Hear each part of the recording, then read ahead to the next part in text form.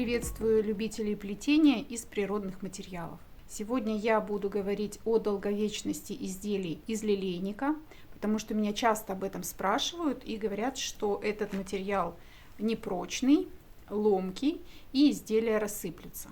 Сегодня я покажу буквально те же самые вещи, которые были в кадре несколько лет назад. Например, вот этой циновочке уже 3 года. Она у меня в ходу буквально каждый день и при этом остается в таком же виде, как и была. Вот этой вещи 2 года. Плетение ее тоже зафиксировано на канале. Дальше вот эта корзинка плелась также 2 года назад. Так же, как и вот этот короб.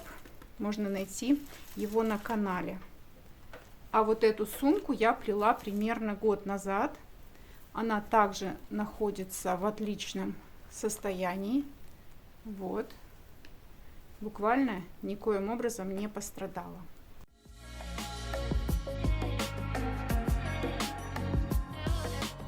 Парадокс ситуации в том, что листья лилейника на клумбе и в готовом изделии это совсем разный материал.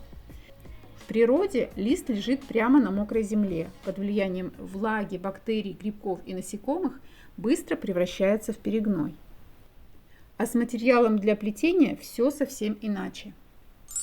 Мы собираем лист чистым, сушим его и храним исключительно в сухом месте, например, у меня под крышей. В сухом виде лист действительно хрупкий.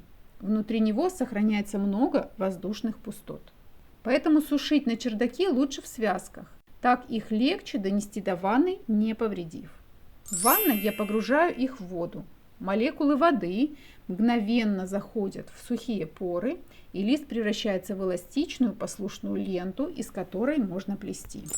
Во время высыхания происходят межмолекулярные изменения целлюлозы. Волокна плотно смыкаются, отдают лишнюю влагу, сжимаются и запоминают новую жесткую форму. К тому же происходит распределение нагрузки. В готовом изделии отдельные элементы поддерживают друг друга. Точечный излом становится невозможен, так как напряжение гасится соседними волокнами. Это как в притче про веник, который сломать сложно, а отдельные его части легко. Раньше, когда я плела сразу много кос из лилейника, я давала им высохнуть и потом вновь увлажняла перед сборкой изделия. Но это не лучший вариант для работы. Косы принимают неправильные формы, и вообще процесс изготовления изделия удлиняется. Благодарю мою подписчицу Татьяну с канала Травоплетение. Она научила выравнивать влажные косы качалкой и сматывать их в диски на цилиндрическом стержне, чтобы потом временно хранить в морозилке. Там вода замерзает, останавливая процесс сушки и замораживая пластичность. После разморозки волокна вновь становятся эластичными и готовы запомнить уже идеальную форму вашего будущего изделия. При этом мы почти никогда не используем лист сам по себе. В основе любого изделия есть каркас, прочная хлопковая нить, картон, ткань или джутовый шнур. Лилейник красиво обвивает основу, а всю физическую нагрузку берет на себя несущий материал. Кстати, абсолютно та же история происходит и с ирисом. Лист, который на почве сгнил бы за пару месяцев, в изделии обретает новую, долгую жизнь. Я не обрабатывала эти изделия ничем, но если вы хотите, чтобы готовая вещь была еще более устойчивой, возможно, в вашем доме более влажно или наоборот необычайно сухо, тогда можно покрыть изделие матовым акриловым лаком или защитным восковым составом.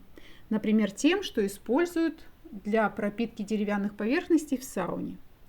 Существует технология пропитки пчелиным воском, который можно найти у пчеловодов на рынке. Я сниму этот процесс на видео и покажу в ближайшее время. Желаю вам приятного плетения!